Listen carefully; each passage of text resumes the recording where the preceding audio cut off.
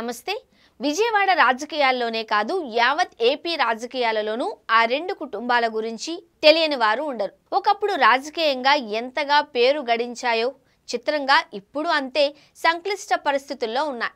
TDP అధిష్టానం తాజాగా ప్రకటించిన ఎమ్మెల్సీ అభ్యర్థుల జాబితా చూస్తే ఈ విషయం స్పష్టంగా తెలిసిపోతుంది. వంగవీటి రాధాకృష్ణ మాజీ ఎమ్మెల్యే, వంగవీటి మోహనరంగ కుమారుడు. రంగా చనిపోయి 35 ఏళ్లు దాటినా ఏపీ రాజకీయాలలో ఆయన పేరు ఇంకా వినిపిస్తూనే ఉంటుంది. అలాంటి నాయకుడి వారసుడిగా 2004లో తొలిసారి ఎమ్మెల్యే అయిన రాధాకృష్ణ మళ్లీ ఇంతవరకు చట్టసభలో అడుగు పెట్టలేదు. 2009లో ప్రజారాజ్యం, 2014లో వైసీపీ నుంచి పోటీ చేసి ఓడిపోయారు.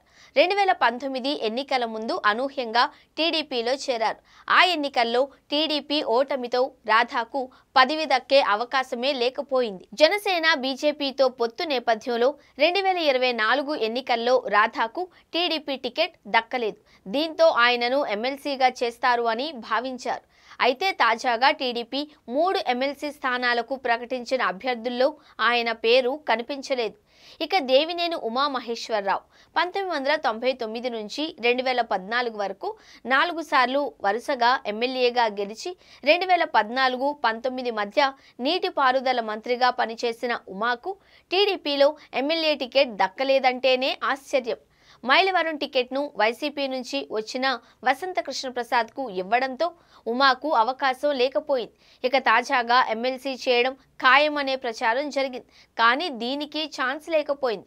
ఉమాను కూడా కాదు అని టీడీపీ అధిష్టానం వేరే నాయకులకు అవకాశం ఇచ్చింది. జనసేన నుంచి నాగబాబుకు ఎమ్మెల్సీ ఇవ్వడంతో టీడీపీలో అదే కాపు సామాజిక వర్గానికి చెందిన వంగవీటి రాధాకు టికెట్ దక్కలేదు. ఇటీవల కమ్మ సామాజిక వర్గం నుంచి పట్టభద్రుల ఎమ్మెల్సీగా టీడీపీ నుంచి ఆలపాటి రాజేంద్ర ప్రసాద్ గెలవడం దేవినేని ఉమాపై ప్రభావం పడింది అంటున్నారు. మరి వీరిద్దరికీ న్యాయం జరిగేది ఎప్పుడో?